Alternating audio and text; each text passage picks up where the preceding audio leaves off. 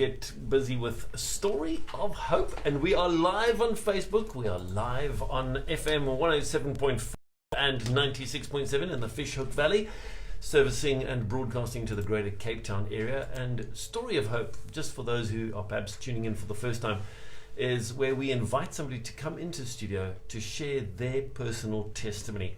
And it's such an honor to have Gordon de Bruin coming and sharing his story this morning. Gordon, thanks for coming through. Bro, you're looking sharp, eh? Oh yeah, must. That's a nice shirt. If you finish the last book of Revelation of all 66 books, then you must look sharp for God. Ah, there we go. There we go. So Gordon, tell us your story.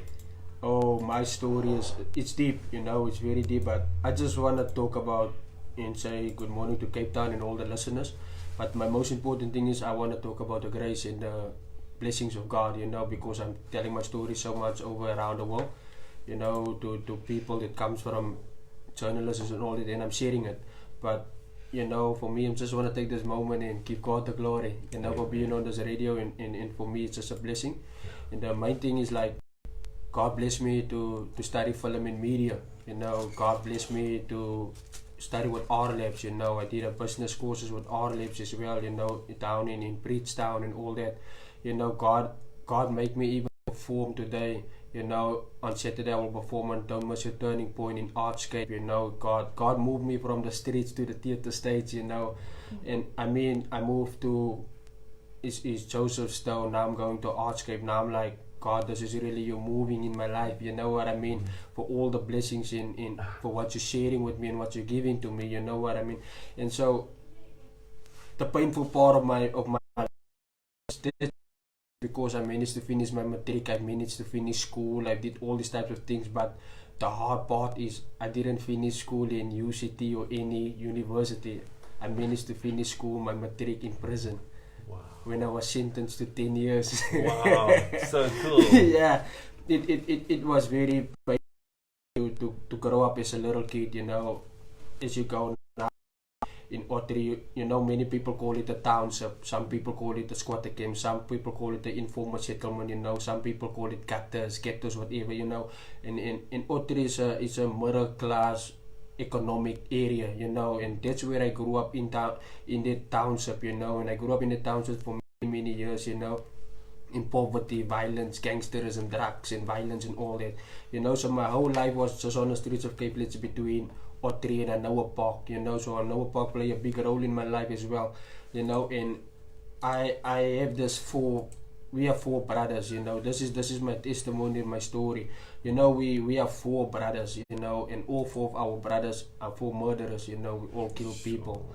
You know what I mean? And I was always asking myself, what type of children are we from my mother? And I have two types of sisters, two sisters as well. One sister is from God and the other sister is from devil, because the reason why I say she's from the devil, she used to be a very, very, very big drug dealer as a girl, She grew up with my brother that was being shot dead in 1999 when I was only 11 years old, and for her, after that, she got married and all that, and she became a drug dealer, and she was very powerful on the streets, and I was just a young little school boy, I have these big dreams, want to play football, want to be like Benny McCarthy, want to go, you know what I mean, as a little kid back in the 90s, but the hard part of it all for me to achieve my dreams, there was circumstances in my way, poverty, and I have a father that also a gangster, and he was very, very abusive towards all of us.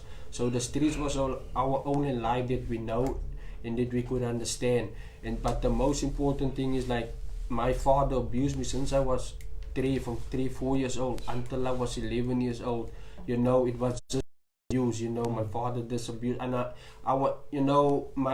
my mother cannot write, but she can read, and the only thing she can read was the Bible. She was always faithful to the Bible, and that was the only thing. She always took me to school. My mother will never touch me or hit me, but she will only hit me if I don't go to school or if I don't go to Bible or church. She will hit me, she will touch me, but the rest she will make me live my life. That's when I was a little kid, I could talk the Bible back with my mother. My mother was very good in the New Testament. I was very good in the Old Testament, but there was So when my mother talk about Jesus so love and so peace and all that, and I'm like, mother, but people is dying. Yes, God is talking about David them and these people is killers. You know, Jeremiah, it says like, yeah, God say you got so much plans for us and all these things, but look at Jeremiah, this guy is going to jail. I used to talk these things with my mother. I used to talk these things with big people, but it was hard for them to understand me. You know, and even in school, nobody wanted to listen to me, but when I was a kid back in the 90s, and I grew up, you know, very hard in poverty and unemployment, and at the age of 12 years old, 11 years old, when they shot my brother dead and all that, that was like ripping my heart apart, ripping my pain up, you know. And for me, it was just like I have nothing anymore on this earth, because my brother to me was like my father. He was like my hero. He was like my everything, you know. For me, it's just like he used to give me money and look after me because of this poverty, because he was a drug dealer and he was a big gangster and all that. You know what I mean? And I always told him, I don't want to be like you one day. I want to be like a football player, but there was no one in my house that can talk football with me or education with me or something positive with me. It was just gangsterism and drugs and violence around me. So I was affected by these things, you know, but I never wanted to live these things, you know. And when they shot my brother, I mean, like, just to watch him, to see him lying on the floor dead, and I'm like, wow, that's my brother, you know. I was just strong and all that, and you know, people didn't come to me and it's like, now you need to become a gangster and all these types of things. Nobody came to me. The devil himself came to me. You know what I mean? It's because me and my mother, we understand the Bible for years, you know, and I was about 12 years old when he came around to me, you know what I mean? And he told me, I can make you a God over your father. I can make you a God over everything. I can give you whatever you need. And I mean, I'm a young little boy. I'm hopeless. I don't know where to go. Turn. And I took his offer, you know, and at the age of 16, you know what I mean? I really live a life like a God.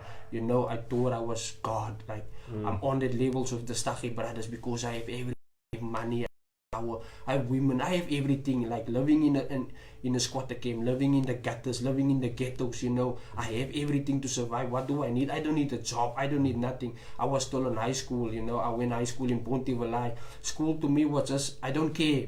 I have everything already. Why do I still need to focus? You know what I mean? And so for me, while I was doing that, at the age of 16, I went to jail for murder, and I was convicted to 10 years. And when I was convicted to 10 years, in jail, you know what I mean? And I joined a prison gangster as well, just like my brother, you know, because I just want to be like him, you know, and I even wanted to be better than him, you know. I told my father that you use me, I will be a better gangster than you, I will be everything better than you, you know what I mean? I've raised my hands a couple of times for my father, you know, just to show him I'm a gangster and I'm a God, I'm bigger than you, I have everything more than you, you know what I mean? And for me, being in prison, being locked up for 10 years, you know, live life, but that's where God came and did the impossible in my life. Amen. You know, he came and do the impossible in the world that nobody believed, you know, because, you know, everybody just have that thing about we will be in prison and been locked up and all in that, you know, and God's like, you can go back to school, and that's all this school. I managed to finish everything, you know. I managed, and today I'm even studying the full Bible. Yeah, today I'm studying the full Bible with with the missionary and music work, you know. And today I'm finishing the last book, Revelation, 66 book, you know. You know, I can't believe it. I was running the race and I was kept that faith, you know, with God through all the pain and through all the suffer and through everything, you know. I've been through of Cape Flats. I thought I was a God, but in the end, God just said, but you're just a little boy, you know, and you're my little boy. And for me to study today with people from all around the world, I mean, I'm coming from the gutters, I'm coming from the ghettos of Anoa Park, of Otri and all, and I'm like, I'm surrounded by the world, I'm surrounded by nations. I was even in rehab in Camp Joy with Pastor him and all that, you know. That's actually where God gave